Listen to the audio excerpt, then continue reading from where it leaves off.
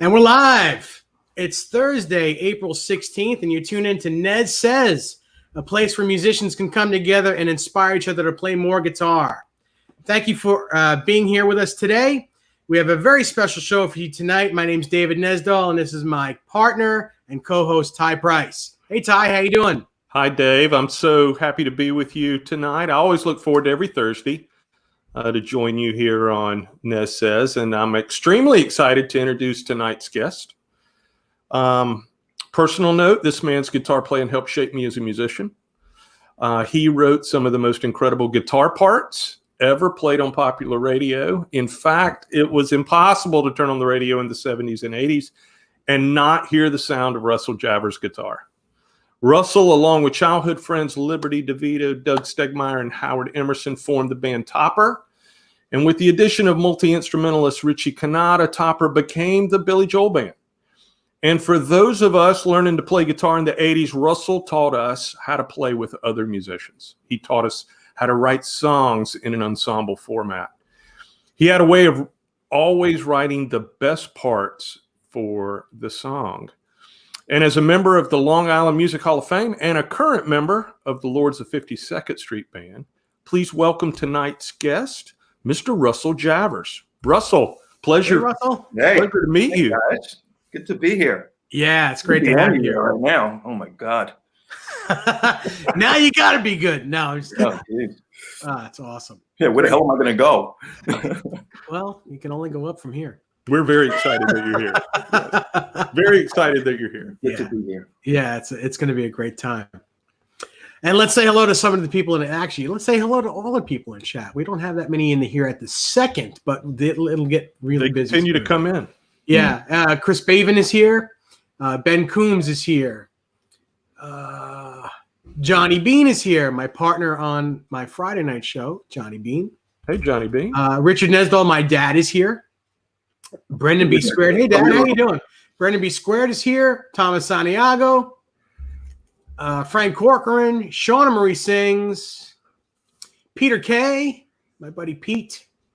Bill Richards is here. Dry Heat 480 is here. Fruitcake Tony. David Shar is here. David Shar, I'm so sorry about your puppy. My condolences, my family's condolences. Oh. He had to let his dog down. Oh, and I am so sorry. What a cute little dog, too. What kind of dog? A Chihuahua, like my Chihuahua, which you'll probably see sometime before the night is over. She likes to make an appearance. Stephen Willard is here. Stephen Willard is here. How you doing, Stephen? Who else do we got? Cameron Brown. Russell. Cameron Brown is probably one of the best guitar players on the planet. Cool. He's in Scotland. He just put out a single. He's an instrumental guitar player like a Satriani, Steve Vai, but not like them. Better than them. And I'm not just saying this because he's here. His talent on the guitar is ridiculous. He's a great player. Ridiculous. Great player. His facility on the guitar, it's like the guitar was born from him. Wow. That's how good he is. Amazing guitar player.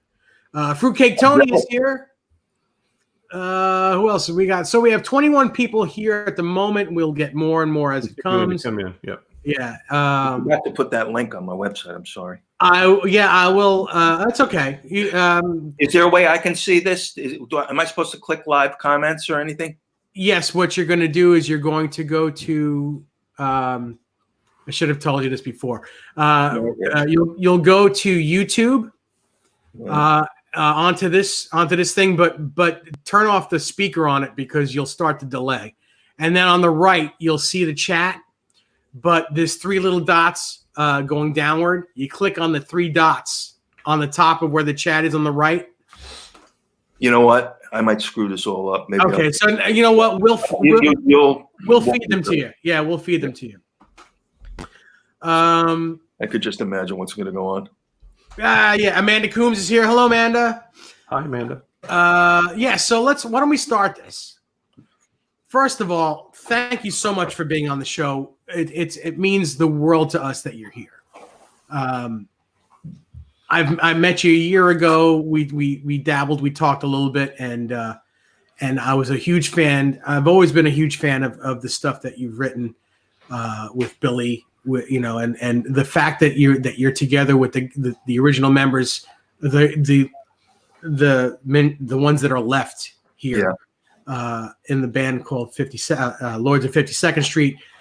When you close your eyes, first of all, and you hear you guys, you listen to you guys, especially with David playing the piano and singing. Yeah, it's as magical as those records, as all those Billy Joel records. And you know what? I'm not afraid to mention Billy's name. He's an icon. He's America. He's a 20th century icon. You got to mention his name, of course. But those songs are not just Billy Joel. They're the members of the Billy Joel band. Yeah. And listening to your guitar parts almost all my life since 1977, that is the single most biggest thing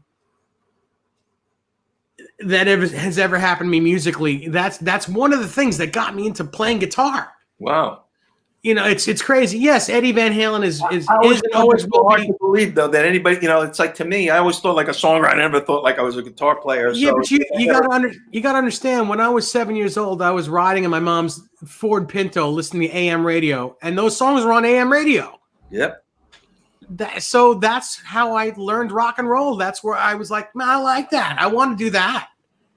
Cool. And that was the earliest stages of my life, listening to the Turnstile record, listening to, Miami 2017.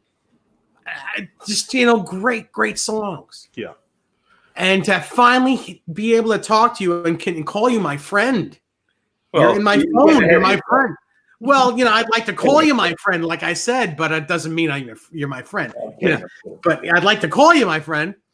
All right. Yeah. And it's to have you in my phone and be able to talk to you and you may not think you're an icon, but you're an icon to me, and I really appreciate everything you've done on the radio. Every song you've done and everything I've ever heard. What's so funny is that I kind of got away from after Doug passed, and I kind of explored some other creative endeavors, and took me overseas, and and I really didn't think anybody cared about us anymore. The guys that are with Billy now are there. They didn't really do the records that we did, but they've been there longer than we were there with Billy. So when the Long Island Hall of Fame came about, and that our manager is really the guy responsible for doing that. And I really didn't even think that I wanted to do it. I said, nobody cares about us. It's like, I didn't think about it. I'm so glad that I was a dope, and Doug's mom had called me and asked me to do it. And for Doug, I would do anything. And it turned out that people, I couldn't believe that people had that kind of soft spot for us. And it was really fulfilling and rewarding to know that we meant, a lot to a lot of people. We did this gig on Long Island. One of the first gigs we did with the Lords, and it was a benefit for that Alec Baldwin holds every year for his mom, and I guess it raises money for cancer research or whatever. And we're playing, and it was so weird. We're playing in front of the swimming pool, and the people to the left and right of us, and our sound man's ex-wife was there, but all the way at the other side, had no idea who we were, didn't recognize the name or whatever. And we started playing, and she said, wow, that sounds just like the old days. And right away, she recognized that it was us and came up to the front of the stage and said, I knew it was you guys. It was like, we're very distinct when we're together. So there's that, it's, even though Richie's an amazing musician and Liberty's, unbelievable. Dennis is a great guitar player, but it's not about that. It's about collectively there's a chemistry and there's, a respect for those songs, which is even becoming more and more pronounced, because when you're in it at the beginning and you're just doing it, you make these records and you promote, it's like playing for the Yankees. You feel, how thrilling it is. Exactly what it's like. It's like playing for the Yankees. And that's a collective thing. Everybody, even the bench guys are equally important to get you from here to there. But I always felt that way. And it's like, I'd look out and I'd say, wow, this is like playing at Yankee Stadium. Yeah. And, but now it's just us and those songs. And, Lib says if Billy's the father of those songs, we're at least the uncles. And, you have to be. I wouldn't even consider it uncles. I would consider it your immediate family. Uncles are not. I don't consider uncles and aunts immediate family. You guys are the immediate family.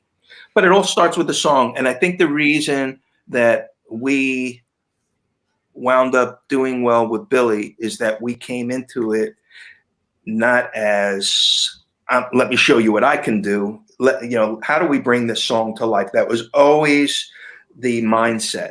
And I was really blessed to have guys that not only understood that concept, but, we never stepped on each other's toes. Everybody was very much involved in doing the best we could to bring those songs to life. And luckily we had somebody that we could interact with. Phil Ramone was like an equal part of all this. It's not, the biggest part. And he was just such a wonderful guy as a person, but as a producer, he really pulled it all together. And, and it was just, so I'm just very grateful for that experience and to be a part of that. And now with the Lords, we get to relive that every day. And we play it in the original keys. We, even though we morph a little away from, we don't play them exactly the way we played them, but pretty much, the spirit and the energy is identical to what it was. And we just, it's,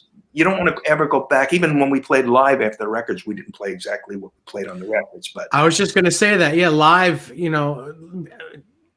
live, anyone that plays live, it's always something's extended or something's a little bit different. There's always a different performance, which is cool. And I think we learned how to play those songs live, because usually for us, like for the guitars anyway, it's usually it was the first thing that came into your head, and Phil went for feel.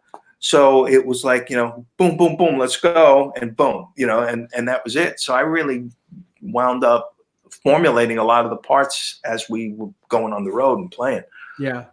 So real quick, my friend Peter K says that Doug recorded in his studio back in the 90s. He's a great guy. Yeah. He also recorded Liberty many times as well. Mm-hmm. And he also says you guys were the sound of Billy Joel and all those classic records. And that's the truth. That's the truth. Without you guys, it wouldn't sound the same. With the guys that Billy's using today, it wouldn't sound the same as it did back then. Songs would not be the same. Well, that's not saying that it would be better or worse or whatever. I mean, they're all musicians, but exactly. But it wouldn't sound like that on the records. It's right. Like, so those records are always going to sound like us, and nothing against the guys that he's playing with, but it's. I think what people relate to on those records, a portion of that is the energy and the soul that we brought to them as well. It was a collective, Yeah. And not to say anything bad about the new guys, because I'm friends with Chuck Berge and I'm friends with Tommy Burns, and good for them that they're in the band. That I'm happy for them. But and I'm not saying that it would be bad if they were the original guys. I'm just saying it wouldn't sound like the records did back then. No, it would sound different. It would sound like them. But what you hear in your ears when you listen to those songs, even today, when you listen to even the new guys when they're playing it live, what you hear in your head is you're hearing what you guys did back then. Yep. Because that's what's embedded in us. All the years, the decades of us listening to those songs. Yeah. It's you guys, and it's just so glad you're here. So glad you're here. So So Russell, we're guitar players, and we have a chat room full of guitar players. And Cool. tell us about your mindset when you're walking into the studio and you're there to create, you're to bring these songs to life, as you were saying. What's the mindset of a guitar player in those shoes at that moment when they walk into the studio to actually make this song live and breathe?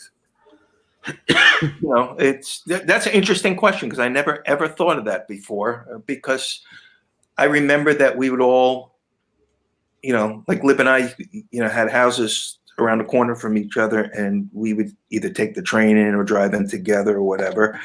And it was always exciting. I guess it's it's excitement, because you always know that by the time you're ready to go there and hear something, there's something there that he's excited about that we're going to tackle. So it's always exciting. It's an adventure. It's and then you just hope you're not the guy that screws it up. Mm-hmm. Yeah, it's funny. Phil Ramone was the nicest guy in the world, and you had to earn your way into the room. So he, there's always this spark of something that's happening there. So just don't do or say something that's going to take you away from it rather than get closer to the flame. So, you learn with that. And a lot of those tracks started with just Doug and Lib. Some of them didn't. Some of them we just got together and played. But a good portion of those tracks really got blocked out by Doug and Lib, because it's harder for the guitars to come up with parts and colors and all that other stuff. It's not as immediate. And Lib and Doug shaped a lot of those tracks, and then we came in. But a lot of songs happen on the spot. Like You May Be Right. Billy started playing it. By the second verse, I had the lick. He didn't even have all the lyrics yet. And boom, somewhere I've got the tape of that as it happened. But Billy's playing. Second verse, I have a good ding, ding, good ding. And then before you know it, we have a record. Now, that's a song that once we got on the road, I really figured out how to play it. I'm just kind of clucking through, the verses and stuff. It actually sounds better now when we play it. But, so that's funny, because that's maybe a lick that's most associated with me. And I listen to that record and I say, oh, geez, I wish I did this. I wish I did that, and it's like, but I think everyone does. I think that's everyone does that, where they kind of second guess what they did, what they should have done. I think everyone is their biggest critic, and like I said before, everything that you've done that we hear on the radio, I think it couldn't get any more perfect than that. There's always a real chemistry to that band too, though. I mean, you and Liberty had been playing together since you guys were 15. You met Doug in high school. There was a real chemistry to that. And a real brotherhood. We were, on top of being musicians, we were friends. Part of the thing that I love most about what we're doing with the Lords is that I get to hang with Lib and Richie again, where we're all like brothers. It's we go back to the same shenanigans that the same nonsense. I was very lucky that everybody was a pretty funny guy, and Billy's a very funny guy. So I mean, the nonsense we would get into, just nothing mean-spirited or anything. It was just we always had a lot of fun together, and we still do. So it's that's the part of it I think that I missed the most when it was over, is that I missed being with my brothers. It was like, so when this thing happened and started happening again, I just say to myself how blessed I am that I get to hang. Well, if we ever get to play a gig again with what's going on, but how blessed I was to be back with my friends. It's just, it's the coolest thing. Well, I know what you mean. Yeah. I know what you mean about that, because Richie Cannata is a very dear friend of mine, and I played every Monday night with him at his jam at the bitter end for a lot of years, until I was too sick to do that. So I know what you mean by playing with him. Yeah, I'm I don't know that you know this or not, but I have kidney problems where I can't. I need a new kidney, Oh, I'm so sorry to hear that. That's okay. You know, I'm healthy. I do dialysis 3 times a week. I'm Ooh, good. oh my God. Yeah, but Kidney transplant? I'm on the transplant list. Yeah, sometime this year I'll be getting one. Yeah. God bless. Thank you. But playing with Richie Kanata is one of the best things and the coolest things ever on the planet. Just standing next to him, playing guitar while he's blowing his horn is one of the coolest things on the planet. And I can understand how you feel about that, being able to do that for decades. You know what Richie told me at one of the gigs, and I didn't know this, is that, and here's how talented he is. This is, you know, I kind of digest this stuff as I go back, because you listen to the records when you're doing it. You're thinking about you a little bit. You're thinking about, what am I going to do? You're not concentrating as much or scrutinizing what everybody else is doing. It all just happens at once. But Richie told me, because we started opening with Stiletto, that, you know, the last couple of shows we started the show with Stiletto, and Richie said, boom, the first thing out of his head was da da da da da da, that line, which is so iconic and simple but pure and perfect, and that was the first thing out of his head. You know, and there's so many of those, and sometimes I listen on the radio and I'll say, wow, you know, that's such a great, you know, solo. You know, it's like, I think Richie, as he got older, was doing more jazzy stuff and playing a lot more and having room to explore, and he should. He's a great musician, but some of his rock and roll playing is really there. His solo and still rock and roll to me is like killer. It's like, you know, it's like, and when I listen back to those records, I say, wow, you know, that's, you know, there's so many cool things on there that I forgot about, you know? Yeah. Yeah. You know, it's when you're playing it live, you're not listening to the record, and, you know, but some of those, it's like, wow, you know, it's like, that's pretty cool.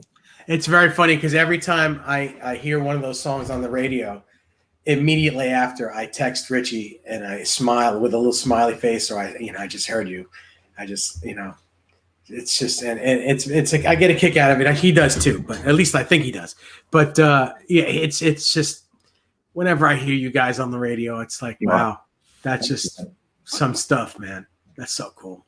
Well, that was the song for me. That song, that staccato guitar at the beginning, that song for me, I was almost 10 years old at Glass Houses was my record, and I was 10 years old, and I heard that song for the first time on the radio, and then my parents then heard that song thousands of times after buying me the 45. Ty, that was his first #1 record, and I was particularly proud about that because I'm a reggae freak, and I go back to I love all the reggae guitar players. There's so many times on Billy's records that I do all the staccato stuff. That's reggae, and that's all reggae stuff, but it's a pop beat underneath it.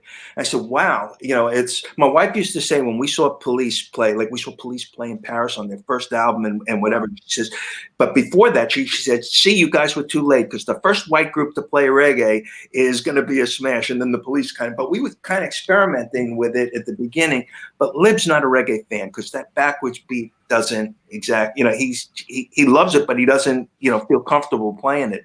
So whenever I could, I always would put that staccato reggae guitar. To me, that's like, you know, I hear a reggae song in my, you know, and that's my comfort zone.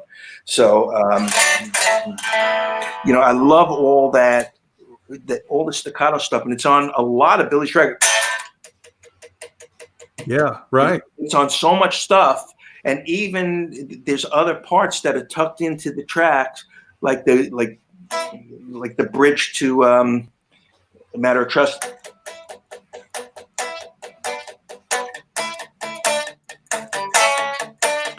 That's all reggae tucked on. Isn't that awesome? It's perfect. It's all reggae stuff, but then you put all these pop guitars and these great musicians on top of that. It's a pulse. So there would be a lot of times me and Doug and Lib would like play a pulse, like Pressure is, and we're both hitting it different, and but it's all muted reggae stuff.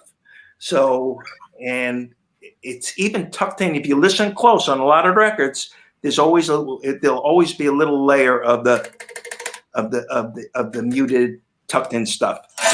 So I've got to ask you. So you're constructing this composition, and you're doing it. So did that aspect of your playing, did that come to you naturally? I always loved reggae, and when I first heard, I guess the first thing that I heard was Millie Small, My Boy Lollipop, and it was kind of a ska beat. It was called blue beat back then, and and I said, wow, what a cool rhythm. And then it turned into, and then I heard, I saw the movie The Harder They Come, and it just killed me. It was like, I loved reggae music. A buddy of mine even wound up managing a pretty big reggae singer in Jamaica, a guy named Tony Rebel. And we got pretty involved in the reggae community. And my wife and I actually got to hang out with Bob Marley before he died.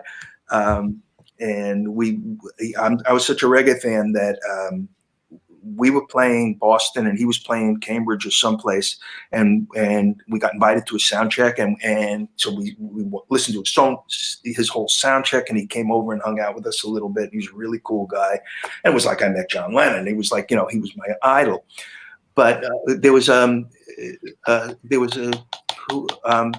Johnny Nash had a great record called Stir It Up, which I loved, and those early records just completely got inside of my head. So I always tried to incorporate a little bit of that feel into my playing. And it's very simple. It's very staccato stuff. And what's great about it is you don't have to learn all the notes in the chord. So that's amazing. That's cool. So Russell, you started at a very young age. You were 15 years old. You're putting this band together. You were writing all the songs in Topper, right? I mean, you were the primary writer. Where did the songwriting influence come from? I mean, the Beatles right away. But the thing was, and I'm kind of an oddball in that I loved the Beatles so much, as did Lib. So we had that in common. We were Beatle freaks, but to me, those records were such magic. When I was growing up, they had AM radio was where you heard the Beatles. It was before FM, and it was WMCA, Good Guys, and Cousin Brucey on ABC. And when a Beatle record came out, they'd play it every hour on the hour. And I'd go to sleep with a transistor radio under my bed, and I'd stay up all night waiting for the Beatles song to get played again so I could hear it again. It was like, I mean, that's how crazy I was.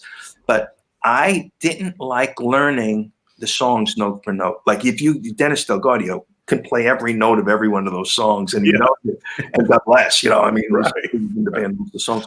But I was afraid that they wouldn't be magic anymore if you deconstructed them. So I'd always try to interpret them rather than copy them note for note.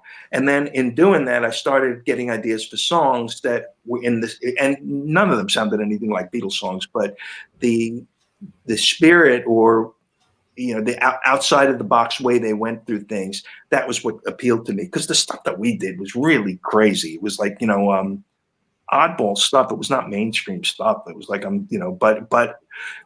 but it was all about the songs and all about the construction of the parts. So it was so that was the mindset, and Phil picked right up on it. So we go into the studio, and it was like, that was, he was a very big supporter. He was a big supporter of my writing, and just a wonderful guy. So. So you've played with Liberty for so long at this point. How, and he's such a powerful drummer. How has his drumming influenced the way you play guitar, or how has his drumming shaped the way you play guitar?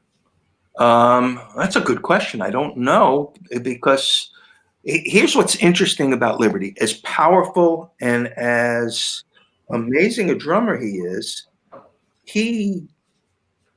is a student of the song and everything else. He listens. Like, if I come up with an idea, he finds his way to bring it to life. So it's it's always been like a collaboration of, wow, if I did this, he'll do this.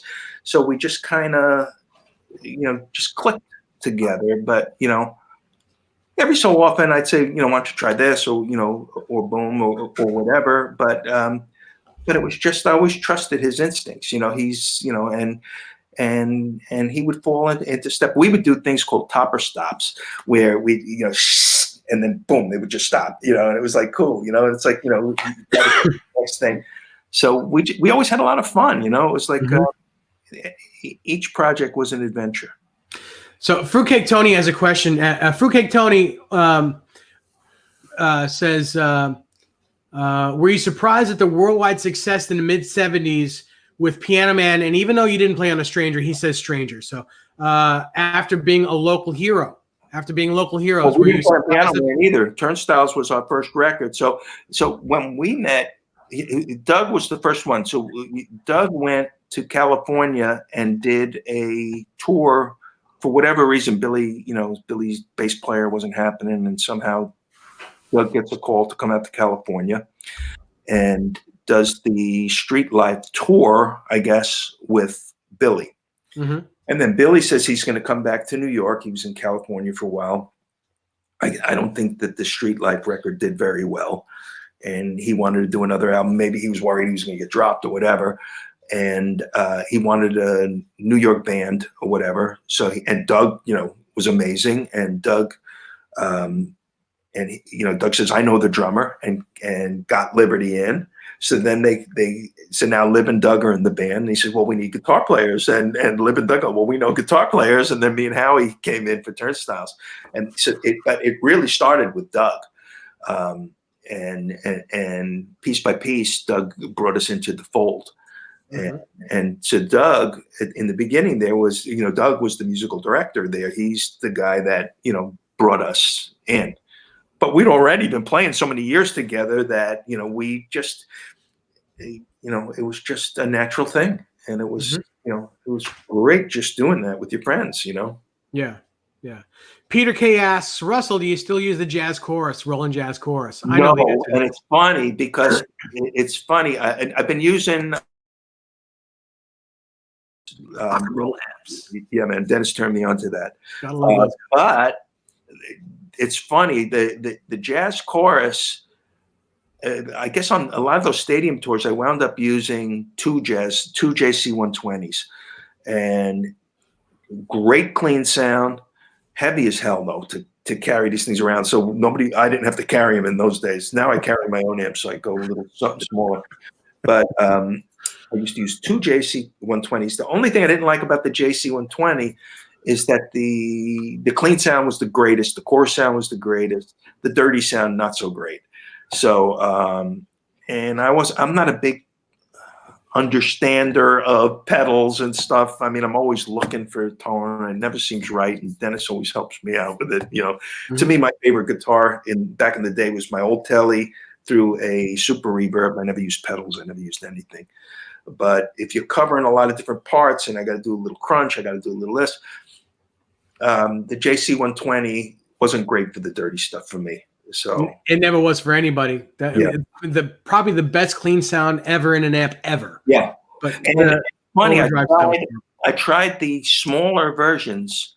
I don't know, JC 77 and the 55 or something like that. Yeah, I don't remember, but they didn't sound the same. So it wasn't like it was it just didn't remind me of a JC 120. It didn't have that same bite and that same sound. Because I thought about using one of those for the Lords, and the small ones didn't work, and the other one was too heavy. I'm really happy with the rock and roll amp. I built one that looks like, or Jack built one that looks like a high power twin. So it's got that tweed case. He's got it on his website. It's really cool. Yeah, I love that amp. Beautiful. I'm so glad that you have it. Well, cool. we fretted over it. That's exactly the amp I want. Now I want to do one with 410s, like a Super Reverb. But that's going to be heavy too. So Dennis has my Super Reverb. It's a 65. Love it. So when you come up here, why don't you just borrow that from him? It's mine. It's not his. I just lent it to him. You may never get it back. Well, we could talk about that because I'm looking to sell it. We can talk about it. But that'd be cool. Yeah. Russell Javors owning my amp. Tell us about that old Telecaster, Russell. I mean, it's funny. It's in pieces because this is the guitar that I use on everything. If you'll notice, there's no neck pickup yet because it crapped out.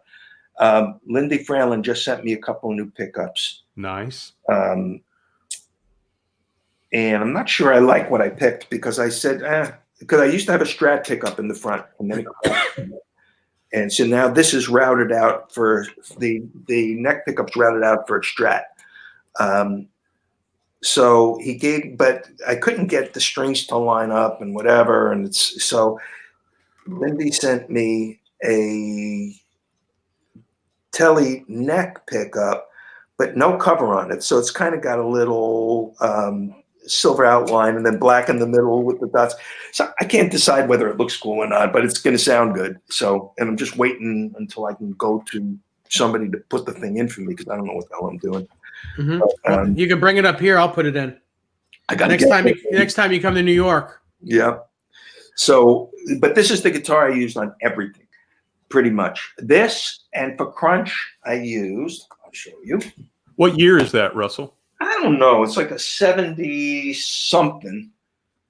And it's funny because it didn't have the binding on it when I bought it.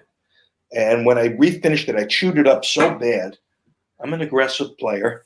And I chewed it up so bad that I had it refinished. Ronnie DiMarino finished it. But I think he nicked one of the pickups because my baby, this pickup that I love, that guitar, I picked it up and it was like, wow, I loved it. And so I kept playing with the pickups in it, and it's like it never was the same as that first pickup that was just unbelievable.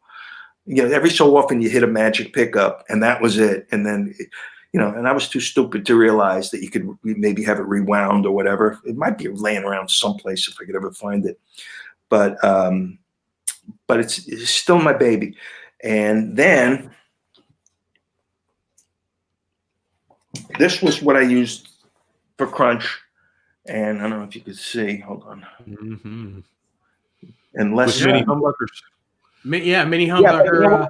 And Lindy just sent me 2 noiseless P90s.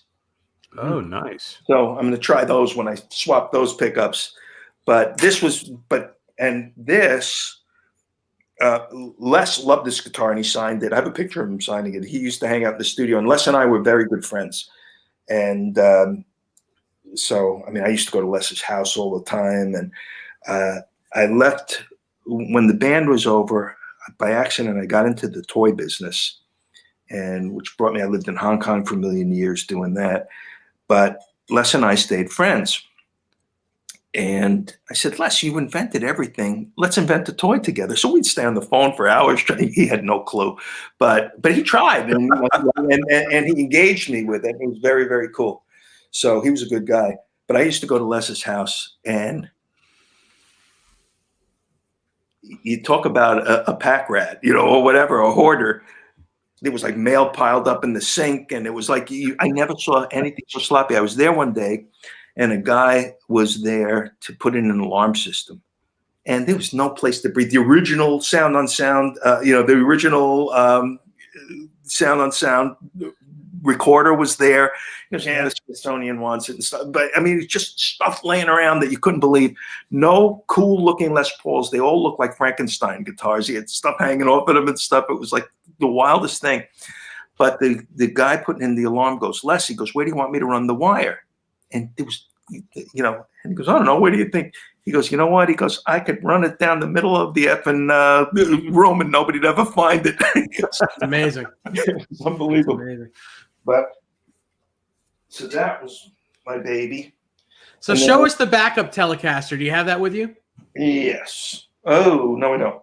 Okay. No worries. No, I have it. Yeah, I have it in the closet. Yeah, I can get it. But I got a 60, I think it's a 68, but it looks like a 62 with binding. And I bought it new, and I still have it, and it's still like in mint condition. But I put a maple neck on it. In those days, I only was playing maple necks, even though now I don't care. But so it's a sunburst. Here, I'll show it to you. Just talk amongst yourselves. Sure, no problem. Let's see. So Rando wants to hear more about the amps, Dave. yeah, I know, and we'll get back into it. Brendan B Squared says, David Nesdall, I don't know about you guys, but I have goosebumps. This is so amazing, and that's really cool. We have goosebumps too. There it is. Beautiful. Cool, but I put a maple neck on it. And all my tellies, I have the sound that you hear on, like, you may be right. I don't know how to get this up here. You see, I put a little out of phase switch in between. Sweet. I get that glassy sound for even You May Be Right was that out of phase sound. So but it's a glassy, it's like a 2 and 4 on a Strat. Its own sound for this. So this was my backup guitar, but it's amazingly clean. It's got a couple of dings on it from being on the road for so long, but really, considering it's from the 60s, it's in great shape. Beautiful guitar. Ben Coombs says beautiful telly, and Ben's a telly guy. Yeah, Ben Coombs is a telly guy. He's got a 67 and like a 71. I think the 67 was his father's. Wow. Something like that. Yeah, he plays tellies. And this is my latest baby, but I'm still getting used to it. The B&G, nice. Beautiful guitar. Cool, huh? Yeah, goes out of tune a little bit, and but Dave, you gave me a good idea. I just have to. I'm going to change the strings and rewind them because it's like, it's my next door neighbor's Chinese and loves when I play it. Yeah, it sounds atonal, but very cool. Very cool. And I'll show you one more guitar. And while you're showing, after you show that, I'll show a new guitar. What is that? Is that a J16? A J180? It's a J180, but I had two made. I had a blonde one with the mustache pickguards, like an Everly Brothers guitar. Yeah. These are the guitars I used with Billy on stage.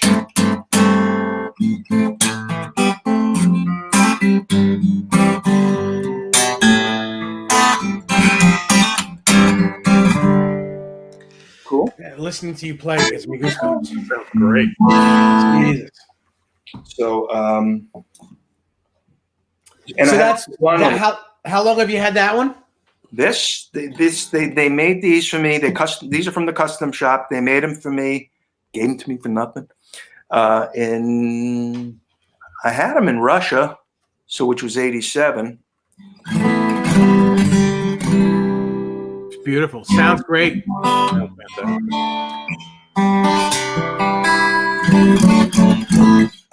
And you wouldn't think it would sound that great with all the plastic on the top, but that thing sounds wonderful. Yeah, and the blonde one sounds even better. But live, this is the thing. This thing sounds great live. It doesn't sound great. This is a solid body chambered, but it sounds amazing through the house. Yeah, I was telling you before we went live that's a guitar I've been looking for years, and they're just so hard to find. If you get one, if you see one, grab it. It's every time I've seen one, it's just thank you, it's mine, and got 3 of them. But the problem is they made like 100 of them, and they don't have the electronics for it anymore. The electronics kind of crapped out on this one, which was my main one. So I've been using the dark brown one, which is my backup. And I found somebody locally who built some guitars for Stevie Ray and Billy Gibbons and stuff. And he is a local guy here, and he's a great guitar guy. He's eccentric as all hell, and he's got a shop in a little trailer, behind the Costco. And it's like, but he does great work. So he got this thing up and running for me again. So Tube Supio asks, what guitar is that? That's a Gibson Americana. It's an Americana Ranger. And okay. Like I said, it's kind of a takeoff. I had a couple of SSTs, Chet Atkins SSTs. Yeah. When Gibson lost the rights to use the Chet Atkins name, and they didn't re-release the guitar, the SSTs. So they came up with this idea, but I think they made a first run of them of about 100 guitars, and then nothing. They didn't, for whatever reason, they didn't go forward with it. So out of that 100 or so, I've got everyone I can find, which is 3 Mm-hmm. so far. But only because you always need a backup if something breaks. So I have a dreadnought shape and the 2 00 shapes here, and Dennis holds on to my dreadnought and brings it to the gigs, and he uses it on the couple of songs that we need acoustics for. Sure. And then if my string breaks, I have a guitar there. That's always a great idea. Always great. Yeah. That's I love that guitar. The first time I saw it, I was like, whoa, I gotta get one. I was actually on the stage with you during your sound check when I saw. I'm like, that's a thin looking acoustic. And I knew of the Chet Atkins guitars. I've owned several of those. Me too. But I never saw that until I saw you with it. And I was like, I need that. This has a Bags. Can you see it? Yeah, I see it. Yep. Yeah. The Bags preamp. Mm. And yeah. So it's, I don't know. This is, I just lucked out with this one. But the very first Lord's gig we did, I used my blonde J180. Hmm. And I always used to love those Everly Brothers guitars and that Everly Brothers strumming thing. And even though I'm more of a picker, we did, with Billy, there was a lot of strumming songs. Back in those days, The Entertainer, which was not my favorite song, but that was a strumming song, and Everybody Loves You Now is a strumming song. Right. I've already cheated the shit out of this one. Right. Pardon my French. That's okay. But so Hugh Caldwell says, Dave Nesdall, is Russell still in contact with David Brown? I saw David play recently, and I love the Billy Joel 1980 tour band. Yes, I am in contact with David, and David is absolutely one of my favorite guitar players, and loved every second of playing with David. So it's he is really a special talent. He's really a good guy. Mm-hmm.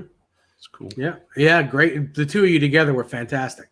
What was interesting, because David is like, can play. I mean, my God, and I'm Mr. Primitive underneath. And it was a really interesting chemistry because we, I couldn't step on his toes if I wanted to, but we didn't step on each other's toes. We would voice different. He was patient where we would sit there and work out different voicings to things.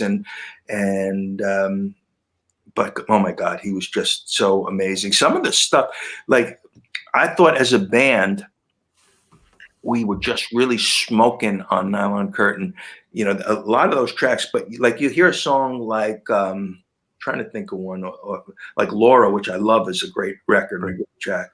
But all those riffs and fills, that's live. That's like the basic track, and that's just David just going for it. It was like, oh my God, it's like amazing.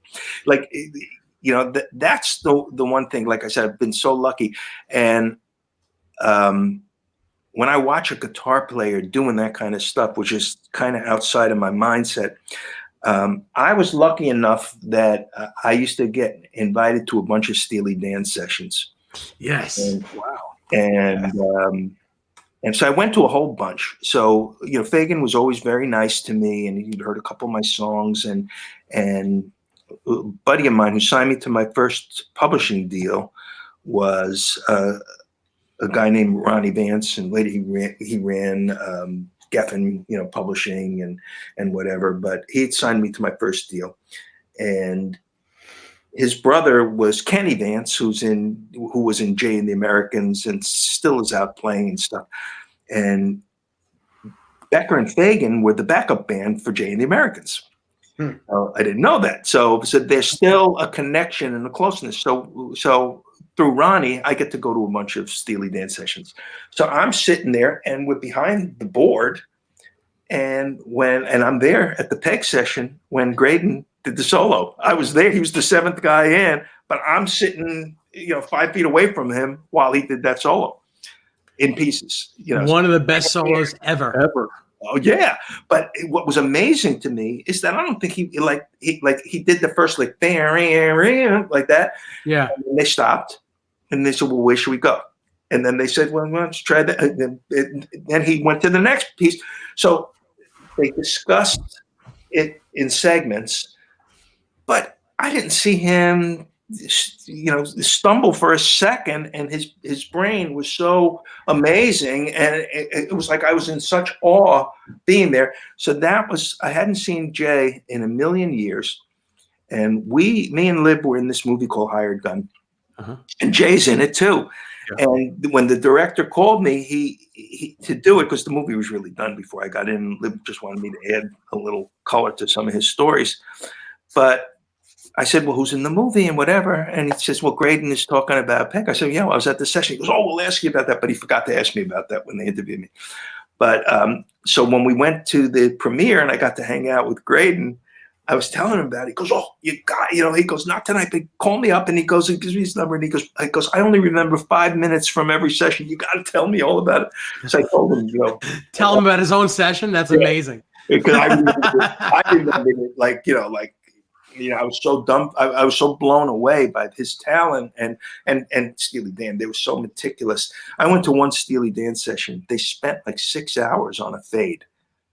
Wow, on a fade. And we left. I don't know how much longer it went. Just on a fade. Yes. That's how incredible their ears were and how meticulous they were in doing stuff. And it's like everything was important, including the fade. And you got to respect that. It's like, wow, I don't know if it would have made that much of a difference if they just did a fade or whatever, but to them, it made a difference. And they had, I was so blown away by their attention to detail. It was amazing. Yeah. Wow. Yeah. So I've got to ask you, Russell, you were there. So Jay Graydon solo, it was comped together? Oh yeah. But it wasn't like they were taking a bit from here and a bit from there. It was done in order. Like he did the first part, he goes, okay. And then they stopped and they told, where are we going to take it? And then he did the next part. He goes, let's try this. And then boom. And then they cut. Okay. And then they went in and went, he pieced it together. It was like unbelievable, but he did it on the fly. And I don't recall if he had multiple takes of anything. I think he just did it. That's insane. The legend is that he didn't know he made the record until he heard the record. Yeah, that's what he said. Yeah. He said he was the 7th guy. That's just crazy. That's phenomenal. Yeah. Hey, really quick, I just want to say hello to my friend Vinny. Vinny 5150, how you doing, buddy? Hey, Vinny. Fruitcake Tony says, David, I see. So you've got something new to show? Actually, I do. Real quick, this is a master-built custom shop, Jason Smith 69 Strat that my buddy Dennis sold me today. So yes, this is my new guitar, and I'm getting used to it. It's beautiful. You would think he doesn't give anything to anybody, that prick.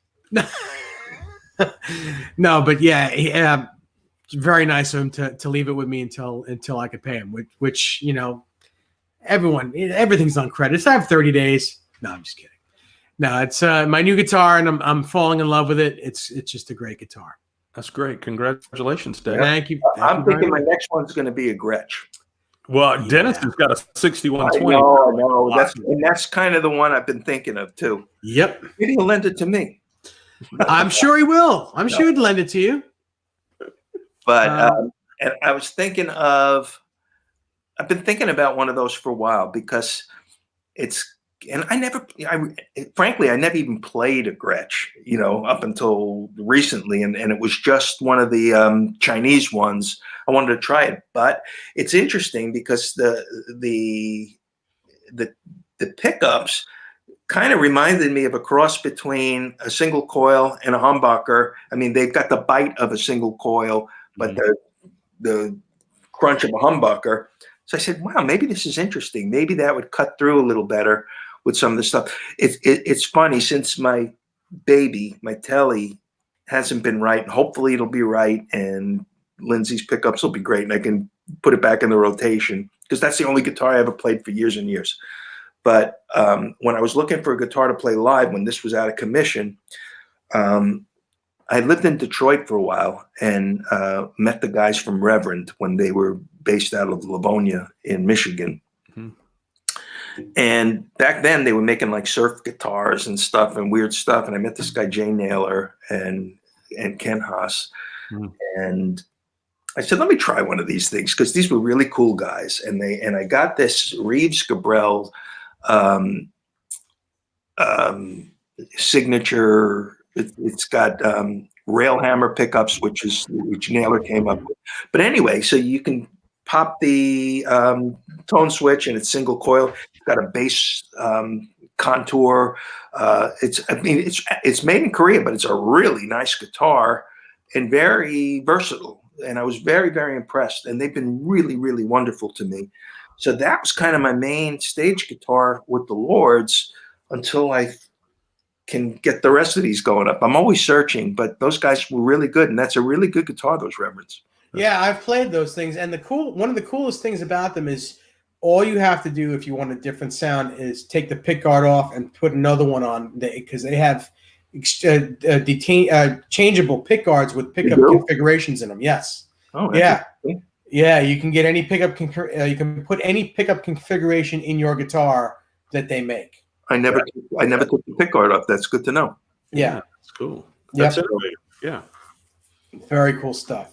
And they play and feel great too, which amazes me for a Korean-made guitar. They all play amazing. All of those Reverend guitars are great. No, those guys and Ken is the guy that's my, the guy that I speak to, over there, and really, really good guy. But they're really, they've really come a long way in a couple of years. It's, oh my God. Mm-hmm. And it's actually really impressive stuff. My only thing with the Reverends, I'm an old telly guy, and the one I play is kind of a quasi surfy telly look, but it's not quite a telly. They make a telly shape too, and they'll put one together for me. That's the Greg Koch guitar now, right? Well, that's a different one. That one has a raised center, something in the middle there. Yeah, kind of like a Firebird. It's like a telly and a Firebird had a baby. Yeah. Well, I have a Fano SP6 in New York, which I'm going to get rid of to get the Gretsch. Uh-huh. But that was like a telly and a Les Paul special slept together. So it's gorgeous, actually. It's it's bound and sunburst, and it's got two Lollar humbuckers in it, and it's got the telly plate in the front. But it's gorgeous. But they made another version with a single coil pickup and then a P90 in the front. I think I would have rather that would be more to my sound than I have my special here that I use for my crunch. So it's like I just want to have the arsenal intact. You know what I'm saying? Yeah, sure. I don't collect them, so now I'm getting rid of all the stuff that I'm not using, even though I love them all, and it kills me to get rid of them. They're babies, of course. I know. Yeah, but on the other hand, I got a closet that I can't move through, and I just wanted just the stuff that I'm going to use, and I'll keep this stuff that I have here, and I keep a whole rig in New York and one here, and so I'm just going to filter it down and just get the stuff that is for work. Mm-hmm. It's a good plan. That's a great plan. You got to play them. Yeah. Yeah. Absolutely. Let's see. I did have a question for you. Now I can't remember. Hang on. Let me check the chat. 1 second. Hey, David Ennis, how are you? Bride Sign Guy says, yes, Detroit, because you had said you were in Detroit. Oh, yeah. I loved living. Well, I didn't live in Detroit. I lived in a suburb of, but I loved living in Michigan. We just played Michigan. So, very cool. Yeah. And it was good. Uh-huh. But I still have a lot of friends in Michigan. Very cool. Yeah, I loved Michigan. I had an ex-girlfriend that lived there, and we went there a few times a year, and I loved going there, except the wintertime. Winter. That's forget about it. The winter is, and it was so funny. The snow would be up to your waist, and the UPS guys and the mailmen were still wearing shorts. Amazing. I know. Lord. 7 over 8 is here. He's my other partner on the Friday night Johnny Bean show. My friend Jay. Hey, Jay. Nice to see you, Jay. Any more questions for Russell? Anybody? Let's see. Nope, not yet. So, all right. So Telecasters are your main guitars. That's what you've been playing for most of your life. What about the Telecaster is it that you like? Like, say, over a Strat. What is it about the Tele that you like more than a Strat or a Gibson? And my other question is, what year is that Les Paul Special? 70s. It's a 55-77 reissue. I still have the original P90s, but they made so much noise that's why I put in the mini humbuckers. Mm-hmm. And they still sound good. But in talking to Lindy about my Tele, I was, he said, try these. You're going to really like these soap bar, noiseless P90s. They're supposed to sound exactly like a P90. So I have them. Cool. But what about a Tele? I don't know. It just I just sold my Strat. I had when we played Japan, Fender Japan brought a ton of guitars to our hotel rooms, and I had like a 50 reissue Strat Sunburst, like a Buddy Holly Strat, Mm-hmm. and Larry Fitzgerald did new frets on it recently. So it's perfect. It looks like a brand new guitar, except you can see where the lacquer wore off on some of the frets. So, and I like it. Very light, very cool. But somehow Tele just felt really comfortable in my hands. And, I'm not a Hendrix guy or something like that. So I just felt like the Tele was just more me, more twangy, more, but I think the Tele, I don't know I don't know why it would feel that way, but for all my muted staccato stuff, felt a little bit more solid. And Dennis keeps trying to talk me into playing with even thicker strings. Yeah, I know. He plays 12s, and sometimes he plays with flat wounds with you guys. Yeah. And it sounds amazing. But, his hands, that guy's hands, if I had his hands, I'd cut mine right off my body. Because his hands, the way they connect with the strings, it don't get any better than that. Yeah, no, he can play, man. Yeah. He's a great player. Yeah. And but for me, it just felt good. So I put I put thick, jumbo frets in it. I play with them I'm not a collector. So it's like pretty much I do with them what I want to. This one, even my main guitar has that out of phase switch. Mm-hmm. I just had a power Tele that I got rid of. It was supposed to be a backup in case either one, but to hook that up, you have a Y jack, and it would be too complicated. I said, screw it. Right. It didn't sit in the case. I just got rid of it. It was gorgeous, but it had a beautiful rosewood neck. And I said, wow, this feels pretty good. So at some point I'll get a rosewood neck Tele, and for some stuff that might feel good. But both of these, somewhere I have the original neck for the 60 whatever it is. 68, yeah. Yeah. So. And I'm so glad you brought up Larry Fitzgerald's name. I got to tell you, and you know this already, Russell. Larry is probably the best fret guy. Yeah. In New York, at least in New York, he is. And he's a great guy. Larry's a great guy. He's a good super guitar nice guy. too, man. He can play. Yep, super nice guy. Great guitar player. Yep. If any of my guitars get sick or I can't fix them, I take them right to Larry. He does every fret job on every one of my guitars. Yep. He is the best. He did my Les Paul. He did frets on my Les Paul. Mm-hmm. And, awesome. Awesome. So if it's something I can't do for you guys, see my friend Larry Fitzgerald at Sam Ash in Huntington, New York. He'll take care of it for you. You mentioned my name, and he will charge you double and take care of it for you. But if you want a guitar built like this, if you want any type of bolt-on guitar, visit me at theguitarwhisperer.guru, and we can discuss a build. Cool. And that's my selfless plug for the day. Hey Dave, what amps are you playing out of? Right now, I'm playing out of. I have a 65 Super Reverb, which Dennis has.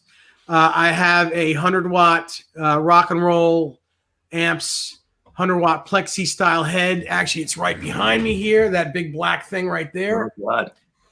And I have an EVH 5150 head. I do this as a wet, dry, wet rig. Three, the middle cabinet's dry and the two side cabinets are wet. Wow. And right now, right this minute, I'm playing through a little Yamaha THR-10X. Did you ever play through a Pro Junior? Yes, I love them. I love Pro Juniors. Bonnie Raitt, I think, uses Pro Juniors in the studio a lot. That's crazy. Yeah. It's a great sounding amp. Yeah. She's a great sounding player. Oh, no question. She's just amazing with everything. No question. Yeah, those Pro Juniors are amazing amps. I wish they kept making them. They do. They still. I'm thinking of. Yeah, you're right. They do make the Pro Junior. I'm thinking a volume and a tone, and that's it. Yes, that's right. The volume and tone. Mm-hmm. Yep, that's it. Great little amps. The only thing I wish they did, like they did back in the 50s and 60s, were the input jacks. The way they're not hardwired anymore. They're on the circuit board now, so they break. You give it to Jack. Yeah, that has to be fixed every time. That has to be changed. Mm-hmm. They need to be hardwired. So if you have a Pro Junior, get the input jack hardwired. I just send it to Jack. Yeah, send it to my buddy Jack. And that's all you need to know. You don't need to know his last name. No. My buddy Jack, and he'll get Jack it. On a box, it'll get there. That's awesome. So what do you have for him, Ty? What do you have? Well, I'm dying to ask. I want to ask some guilty pleasure questions. Please do. Favorite song to play live, Russell? It's a combination. I always like playing "Say Goodbye to Hollywood." I don't know why, but I do. That's always fun to play. I love when the Lords play "I've Loved These Days."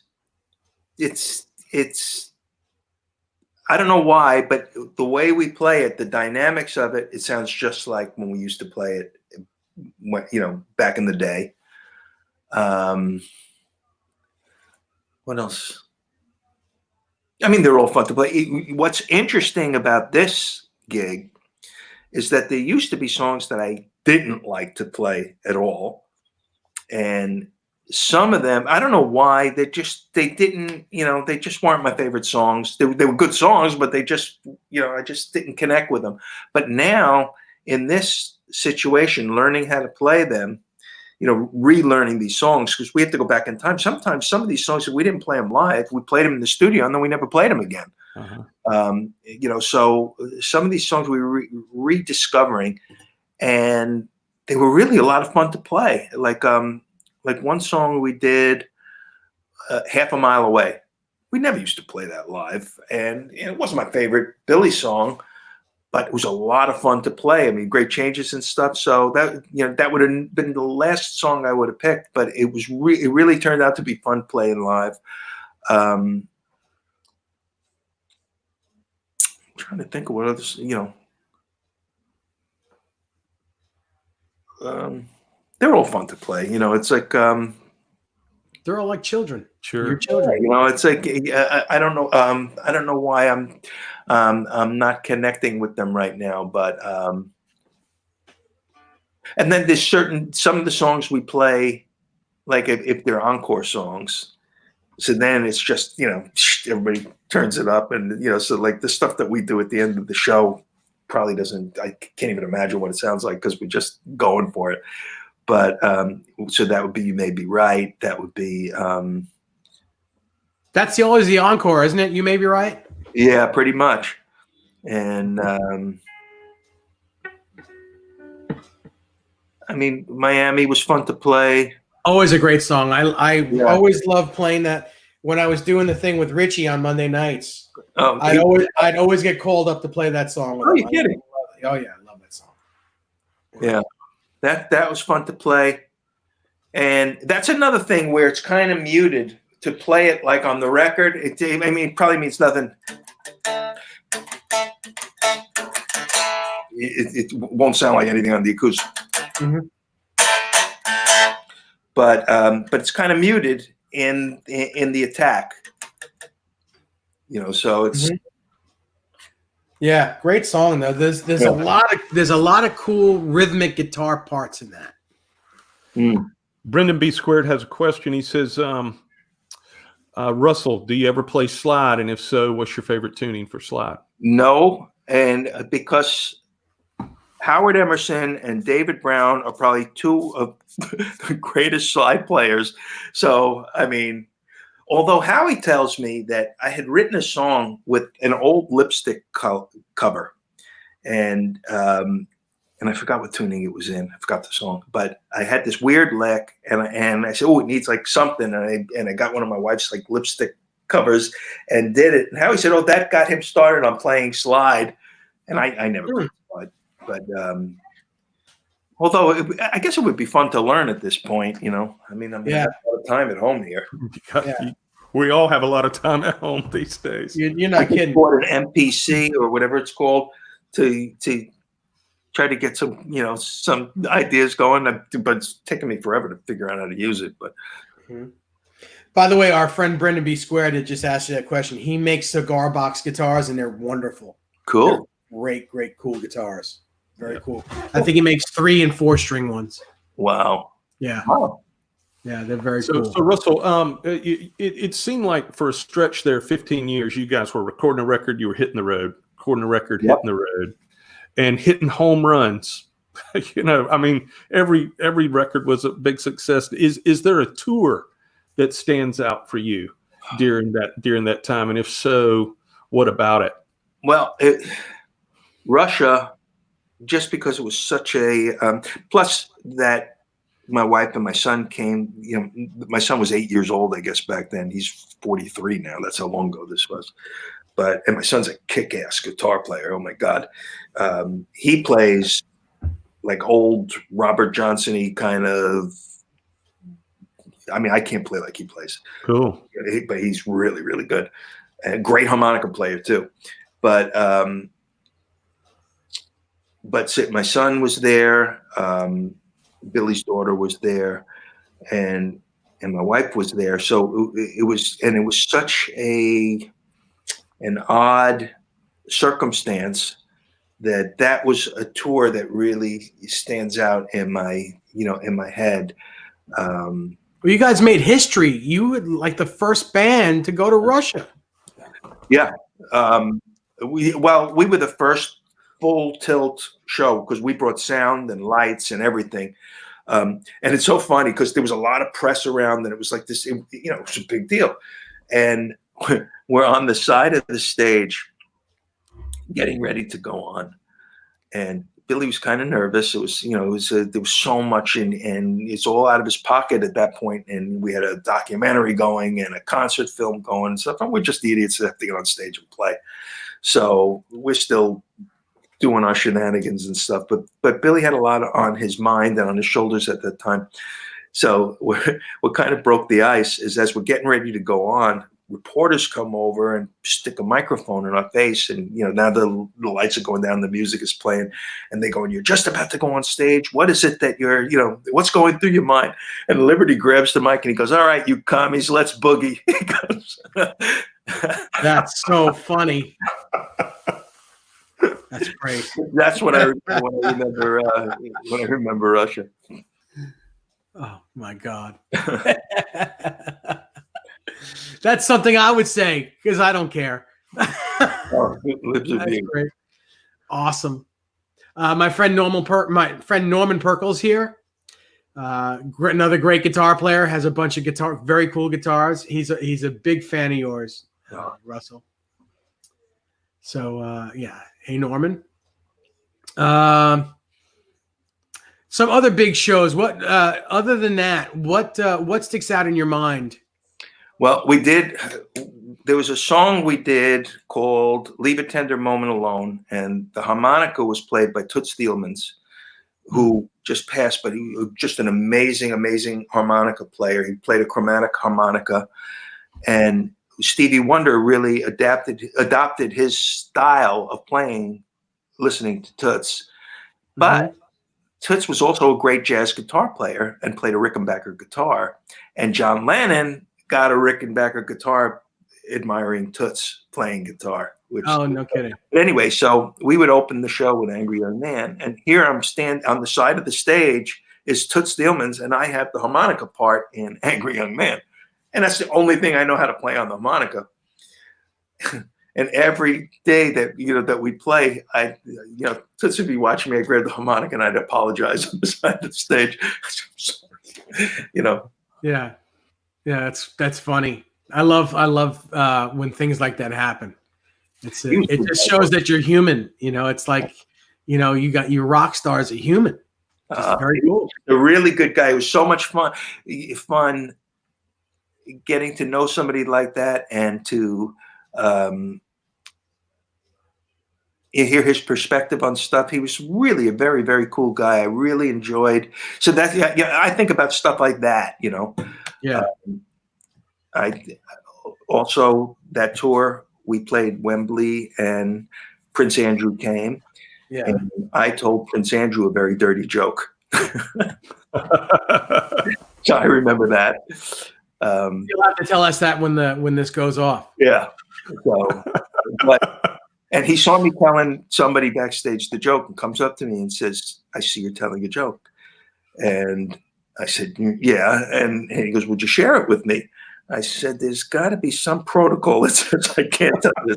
And when we're off, I'll tell you the joke. But that's funny. So Hugh Caldwell says, Dave, what's Russell's most memorable moment in the studio? I don't know. There's so many of them, but I guess the one we did a song called "Goodnight Saigon," and we had done a tour of Germany prior to that, and our sound checks were always better than the shows because we would do like a bar band. We would just play other people's songs, make up dirty lyrics, just do crazy stuff all the time. But it was just you just. Yeah. Flow, and it would be hilarious and funny, and it always sounded good, but it was like totally raucous and crazy. We never played our own songs at soundcheck. And at one point we're in Germany and Billy's kind of goose stepping around the stage and he's singing this thing, "We had the world in the palm of our hands." And so we wound up calling that, it wasn't a finished song or anything, but we wound up calling that the Nazi song. We go into the studio one day and I said, "What are we doing today?" And he goes, "We're doing the Nazi song." I said, "We are?" And he goes, "Yeah, but I have different lyrics." So, but in this, it turns out it's "Goodnight Saigon." And the first time he ever really said anything like this to me, he goes, "But let me lay this out to you. It's like, I want you to go, we're going to put you in a room over here." And I think I played that on a 1952 Martin 0017. I remember this guitar because I gave it to my son, but it was my favorite acoustic guitar. And it was very, solid sounding, bright sounding and stuff. But he says, "Picture you're sitting in the barracks, on a cot, and everybody is sitting around you. And I want you to play this guitar, and maybe it's a little out of tune, and the story is going to unfold." I said, "Okay." Well, I didn't do the out of tune part, I wasn't about to do that. But I got the picture. And so the track, starts and we run it down and stuff. And I'm just mesmerizing the lyrics because it's about Vietnam. And I got drafted to go to Vietnam. Luckily for me, I had asthma and they sent me home 4F. But, that was a big part of our life and stuff. And I hear these lyrics unfolding and it was very mesmerizing and stuff. And it was just like an amazing song and very powerful. So there's a part in the song where it's, and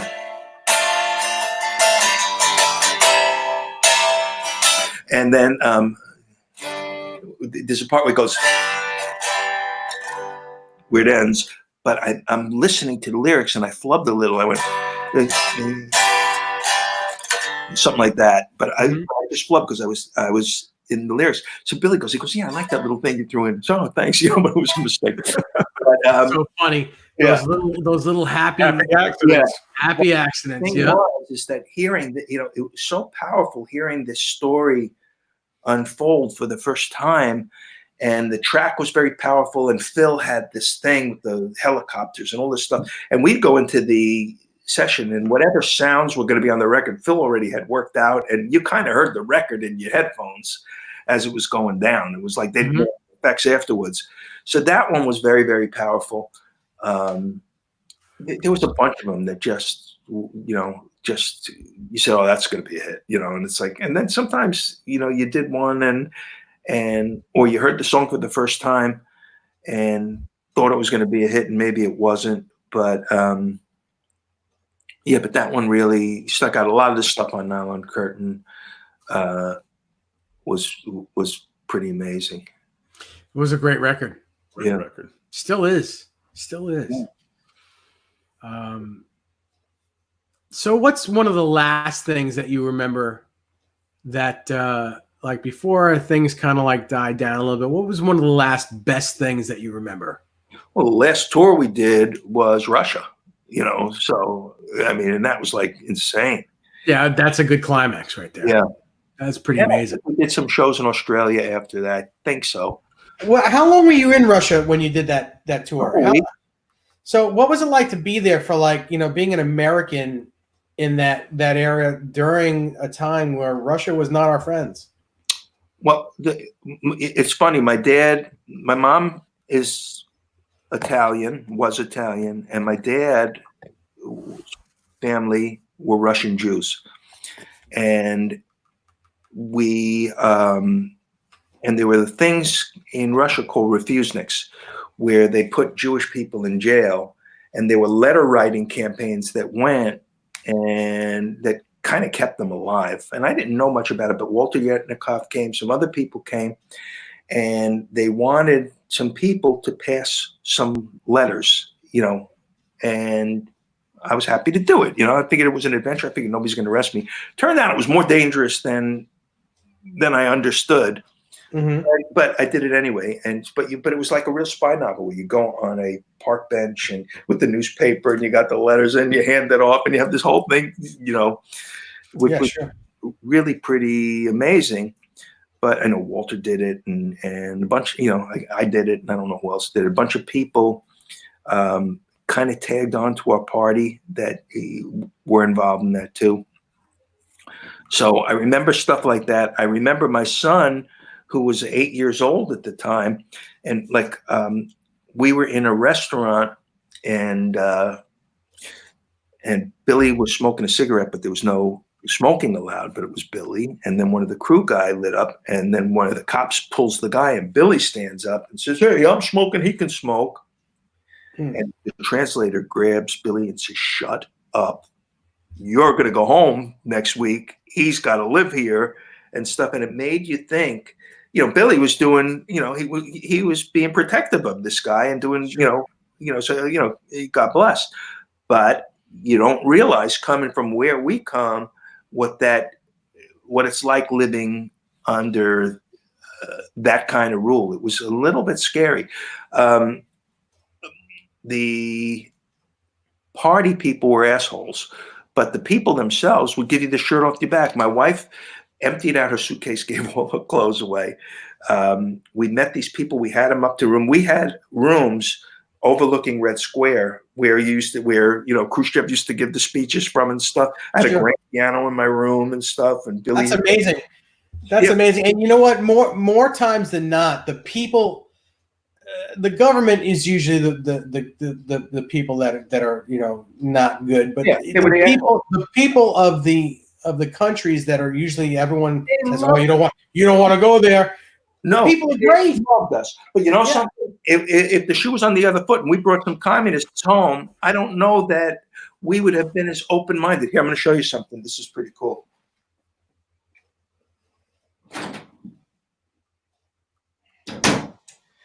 So I met this guy in the lobby, and they were told not to get too close to us. And I met this guy, and he's talking music, and and people are getting a little antsy, like he shouldn't be that close to us and stuff. And I said, "Well, what's your favorite music?" And he goes, "I love Bob Dylan and I love Mark Knopfler." I said, "You're not going to believe this." In those days, it was cassettes, that Sure. were carried around. And he goes, I said, "You're not going to believe this, but they just made an album together, an album called Infidels. And there was a great song on it called What's a Sweetheart Like You Doing in a Dump Like This?" I don't know if you ever heard it, but Knopfler plays guitar. It's a Dylan song. Check it out if you don't know it. Yeah. And there's a couple of really good songs. And I said, "I just brought it with me. I just bought it. And it's a really cool album. And it's Dylan and Knopfler together. I'll tell you what, you just stand here. I have the cassette in my room. Just don't draw any attention to yourself. I'll stick it in your pocket." He goes, "No, you can't." I said, "Listen, it's not like here. I can go back and for a couple of bucks, I can get another one. It's no big deal. But trust me, you're going to like this. It's no big deal. Just don't do anything that's going to get yourself in trouble." So I go to my room and I get the cassette. And I stick it in the guy's pocket. And he starts crying. And he goes, "I will see you at the show." And I said, "Great." So he shows up at the show, and it turns out he was from the Red Army, and he comes and he gives me this. Oh, And wow. he writes a note in it, and he goes, "I will never forget you." I will, and he gave me his hat from his uniform. That's insane. It's over a stupid cassette, but they were very moved. They knew they loved their culture, they loved their country. I think they understood that they didn't have the freedoms that we had, but so it's like a cultural thing. But they were very open and warm people. Mm-hmm. So it was just such a weird thing. So when I think of that trip, it just was such an eye opener on so many levels. So that one really stands out. Mm-hmm. So cool. Hugh Caldwell says, and I'm gonna paraphrase it because the Beatles is pretty much your biggest influence. Mm-hmm. Who other than the Beatles are your biggest influences? The Beatles and the Stones were equal with me. Early Stones, it's like my two idols were Keith Richards, John Lennon, and of course Bob Marley. So but the early Stones records up until Start Me Up and everything else. I mean, I love all those records. All still stand up today to me. I love Keith's playing. What he does with a couple of chords and open G tuning. Keith says, 3 strings. What does he say? 5 strings, 3 fingers, 1 asshole. That's it. That's his description. That's absolutely it. But I love, I love Keith. I love, so many of those Stones records. Love the Beatles. I loved the Kinks growing up. I loved, I was so blessed to grow up in such a great time of music. All the Motown stuff, James Brown. Oh my God. I think about what we had the privilege of growing up. But you turn on the radio, and there was one great song after another, after another, after another. And there were all these genres that were so well formed. I mean, before the Beatles, you think about all those songs. How many Motown songs are on the Beatles' first records? Mm-hmm. If you think about it, and it's like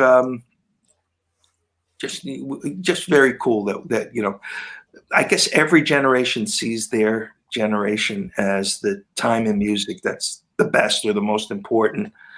But yes and no. Although I don't know, I'm a little different though. I mean, I guess I'm I was born in '70, but the music started really for me in the '80s. If you really want it, from '80s up, 77 and up. Mm-hmm. But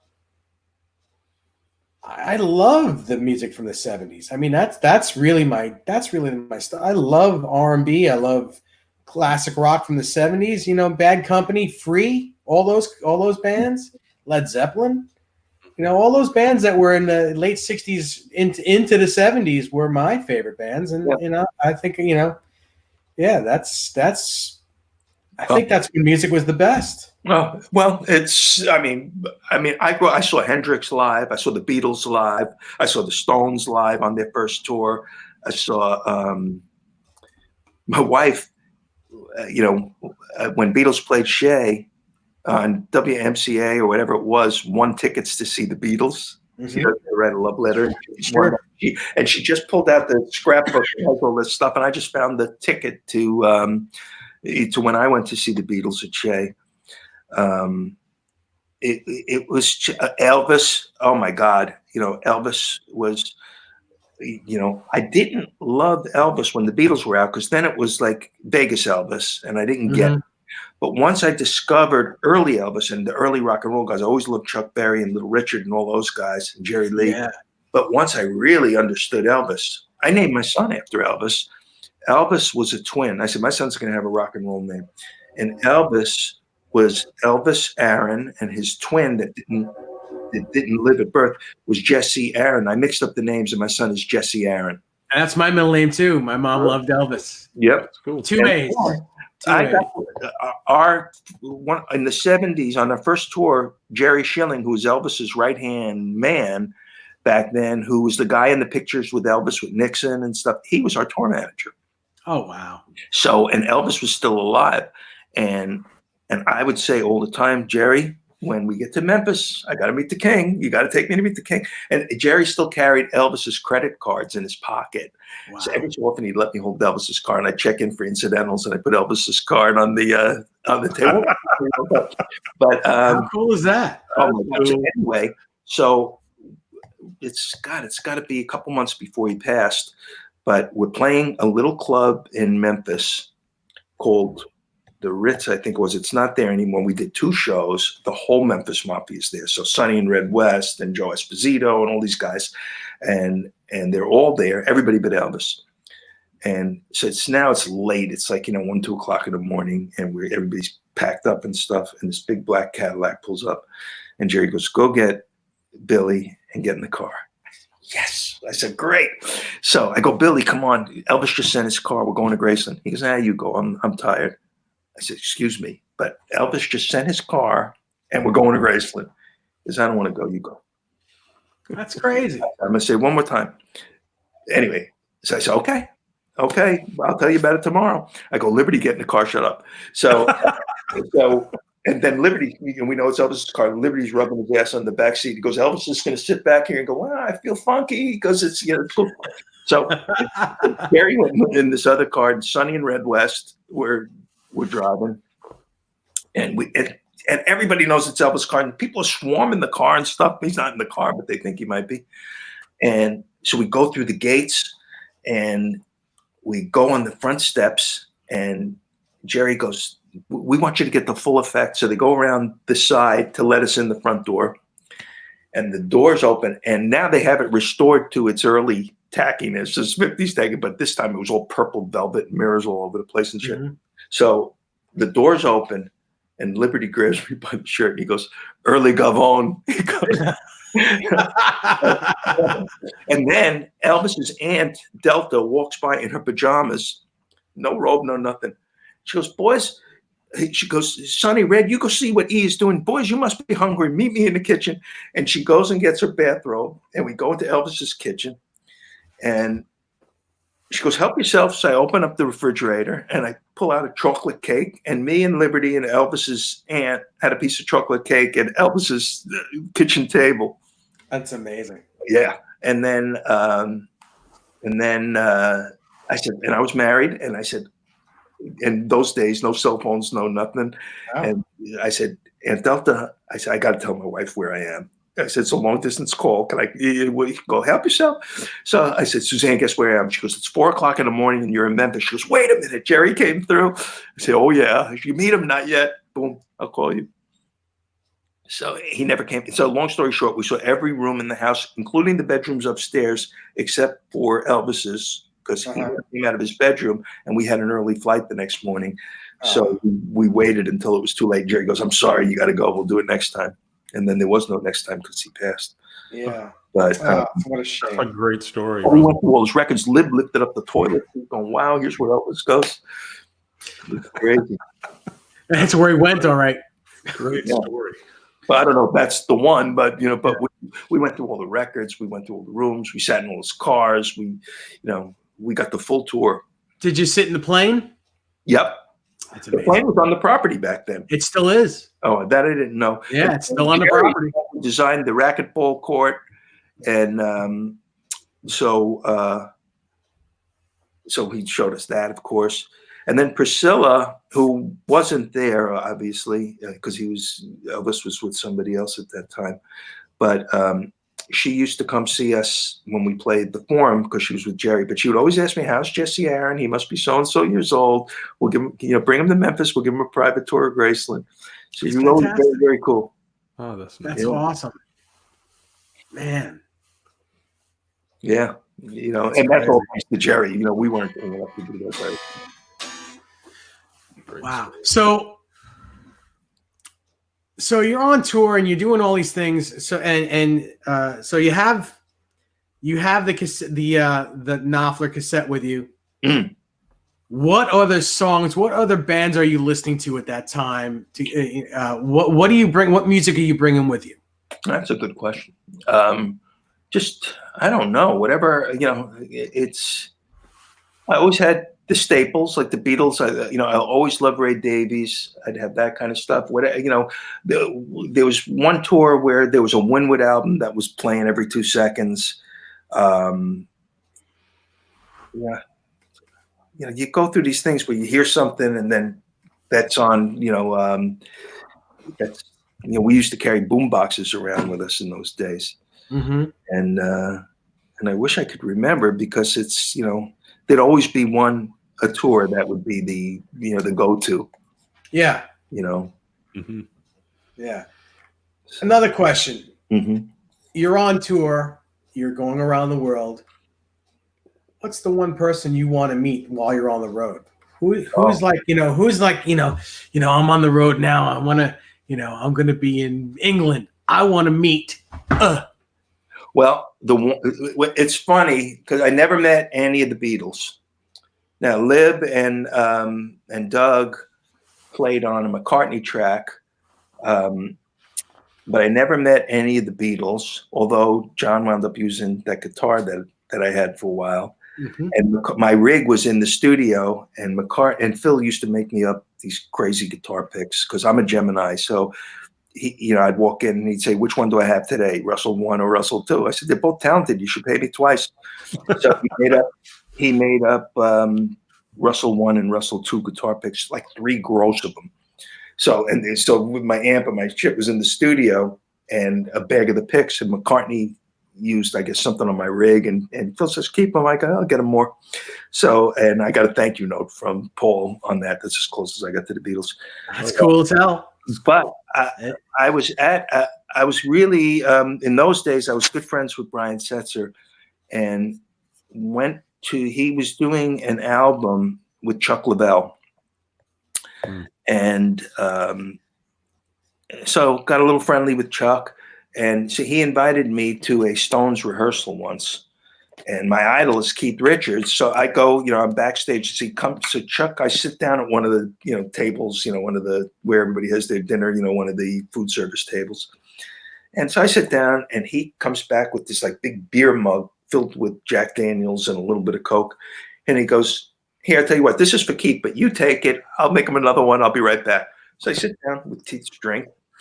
And then Charlie Watts sits down next to me, and then Jagger sits down, and everybody but Keith sits down at the table, and we all had dinner. And and I'm like, oh my God, these are like all my idols, and they're just regular guys, and just hanging and talking. I once went to a Bill Wyman birthday party and sat with him all night talking. He was actually a very cool guy. Mm-hmm. But Keith and Mick, I guess, were having some kind of argument that day, and he never came out. And the one guy I was dying to meet, I never got to meet. I would have loved to have met John Lennon. I got to meet Bob Marley, and my wife and I got to hang out with him a bit. Mm-hmm. Did I tell you this story before, or no? And no. I told you maybe earlier, but we were playing Boston, and I'm such a reggae fan that we talked to the promoter, and I guess he told Marley that that I was such a big reggae fan, and so I got invited to Marley's sound check. So we sat and we watched him play and, do his whole sound check. And he came and he sat with us and was talking to us. And he was just, a very nice guy, a very cool guy. So, that was like unbelievable to me. He was like, up there with anybody, and Sure. one of my idols. Met a lot of really cool people through Brian. So like Brian calls up one day, he goes, "Get over here and bring Jesse." And Robert Plant was hanging out at his house. So we got to teach Robert Plant how to play softball. He knew how to play cricket. He was clueless. And That's insane. yeah. And he was really nice to my son. And I did a project. I had done some stuff with Les Paul, and Les wanted me to produce this album for him. And I combined a bunch of people. So I was, I'm the one that brought it, and then I had Phil Ramone be the producer, and I was the executive producer. But I got the idea was Les wanted to play it in those days, Fat Tuesdays before Iridium, and have a bunch of the people that idolized him play with him. And so saying he wanted me to produce it, and This was 1988. Yes. I don't remember when it was. Was Eddie Van Halen one of the players? No, no. That's after this one is a long story, but it blew up. Okay. But I went to Tony Martell, says, "Les wants you to do this." I said, "I want to do it." Because why don't you want to do it? I said, "Nobody's going to buy it." And stuff. So anyway, the idea was, let me get all these people to play on it and have Les sit in with them so we could tap their audiences. So Slash and Iggy Pop wrote a song together. And Lenny Kravitz sang the backups, and I did too. And so we had all these people doing all these different tracks. So so it was just very cool. But so I got to know Slash a little bit, and he turned out to be the coolest guy in the world. This is Guns N' Roses days, and he was so nice to my son. So I would have never guessed that he would be such a cool, smart, very cool guy. Yeah, it's very quiet. He would call up. My son in those days was into BMX racing, and Slash, so am I. And they'd spend an hour on the phone. He had my son backstage at a Guns N' Roses show. And really, I said, "Jesse, don't be disappointed," but I'm sure he's very busy. But no, he made sure that Jesse got back and really took good care of him. And it was like, so and I asked him, who influenced, like, you said, like, who influences you and who influences you on the guitar? Because when I was a kid, and we lived in LA, and my mom was kind of a hippie, and she had this little Volkswagen Beetle, and I'd sit in the back seat, and she'd sit at the front. She had an 8-track, and she'd smoke some weed, and I'd get a contact high in the back of the car, and she always played this Joni Mitchell tape. And he said that Joni Mitchell tape opened up his head, and that was one of his big inspirations. I said, "Wow, that's not what I would have expected to hear." Yeah. I wasn't expecting to hear that either. No, and he's a really, really good guy. So Iggy Pop was a really cool guy. Wow. So yeah, so I mean, I'm not saying I know these guys or that I'm friends with them, but it's amazing in our business that you get to share the space with certain people for certain times, and then everybody moves in their own directions. But for those times, it's powerful when you get to do it. Yeah. So that's incredible. I love hearing the stories about guys that you wouldn't think would be, not even, not that they wouldn't be nice, because you would hope that every celebrity would be at least nice. You want your heroes to be nice, or the people that your contemporaries, your people. I really love most of the people I met have been really nice. Yeah, so it's nice to hear that Bob Marley is a nice guy, and and this one's a nice guy, and all these people. It's so nice to hear that, because often you hear that your hero is not a nice person, and then if you meet him or her and they're not, it just blows the whole thing out of the water. Well,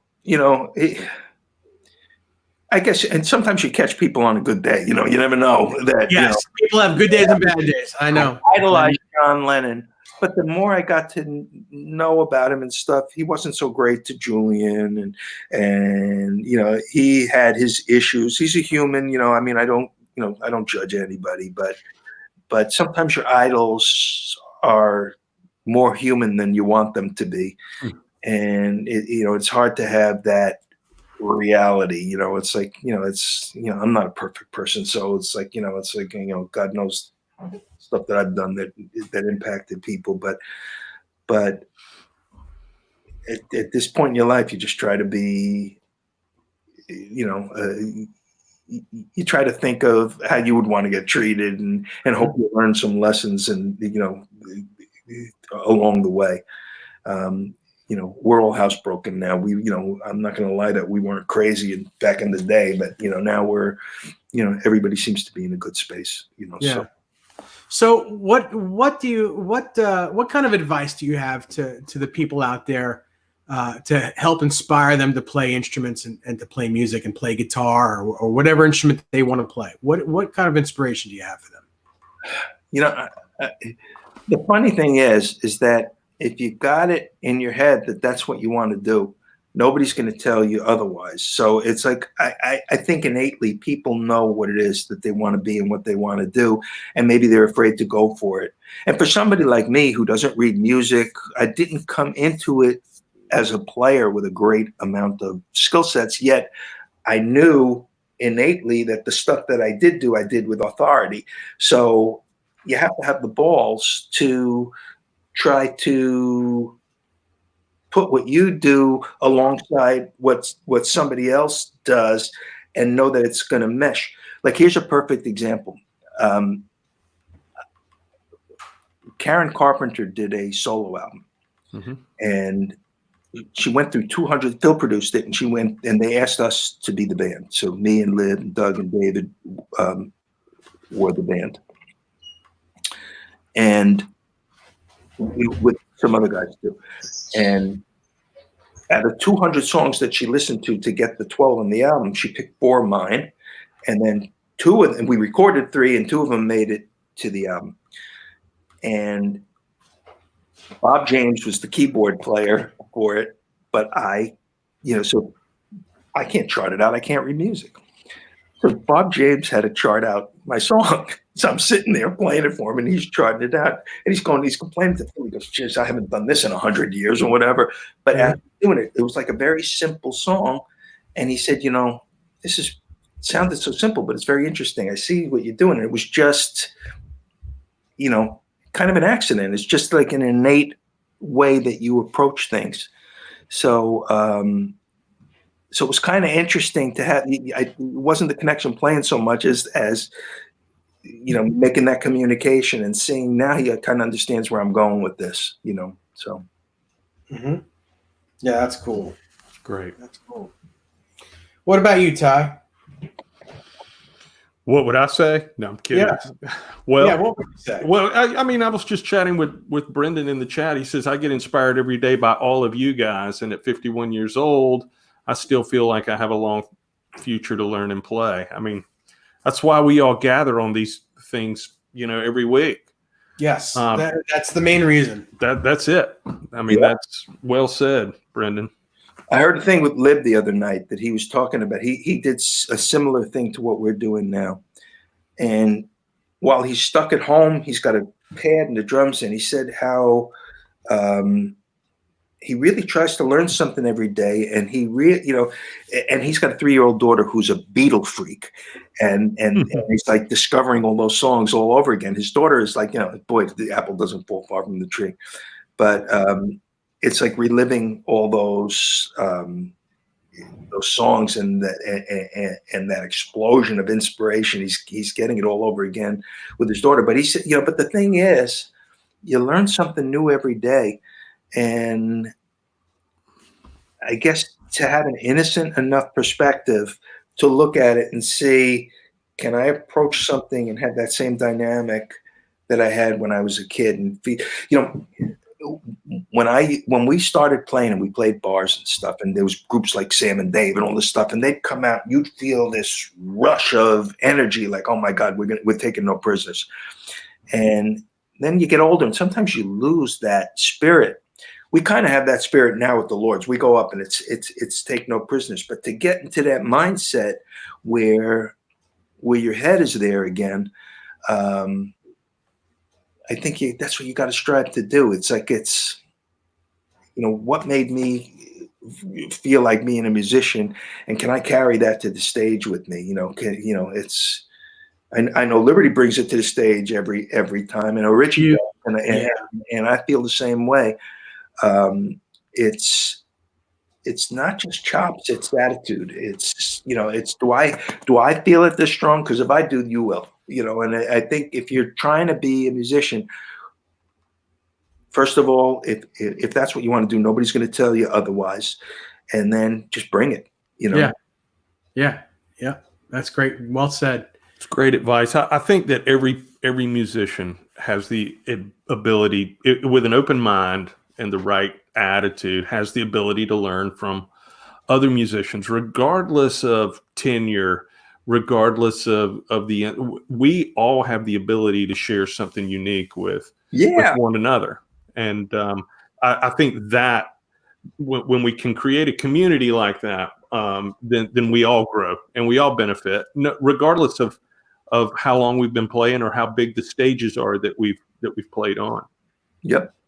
And you look at how different everybody's, like I saw David Byrne on some show, and he's just such an original voice. And, if you're you and you project that, then, having an original voice is the key to this whole thing.